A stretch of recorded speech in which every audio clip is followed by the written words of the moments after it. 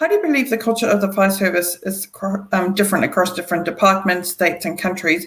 And what role does leadership play in defining the culture of a department?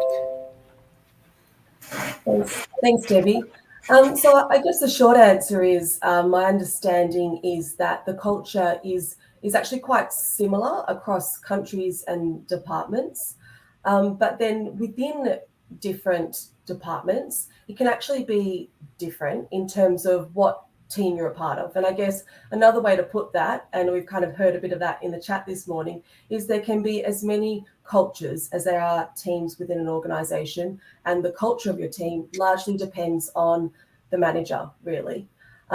So, you know, in conversations, and I really had to lean on advice from my operational colleagues in terms of understanding the culture of different fire services across different countries. And we know Aussies love to travel. So my colleagues have been to a few different countries and met fireys from across the world. And what I have heard is that, you know, there is this unwavering support to the community and often high trust from the community. And while they're traditionally seen as male dominated, there is an appetite for change in that regard.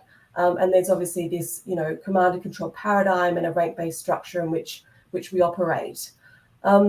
And I guess I wonder whether, you know, in these hierarchical environments, that the role and position of leaders is even more critical in defining the culture within the department and organisation. You know, our leaders' actions and behaviours and spoken words and the way they do things really shapes culture. And one of the critical and most probably difficult roles for a leader is to define how they shape culture and what evidence do they look for to be more or less effective. And I love Chief Freeman's talking about, you know, getting out and speaking to all 600 of his people to really hear from them and to try and shape that.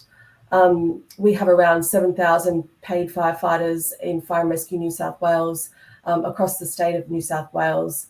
And it has been challenging for us to try and get our leaders out to all 7,000 employees.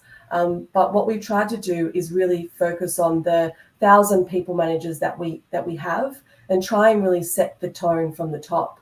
One of the conversations that we have a lot in our organisation around how to drive culture is how do we actually impact that middle management layer? And this has been quite a challenge for our leaders.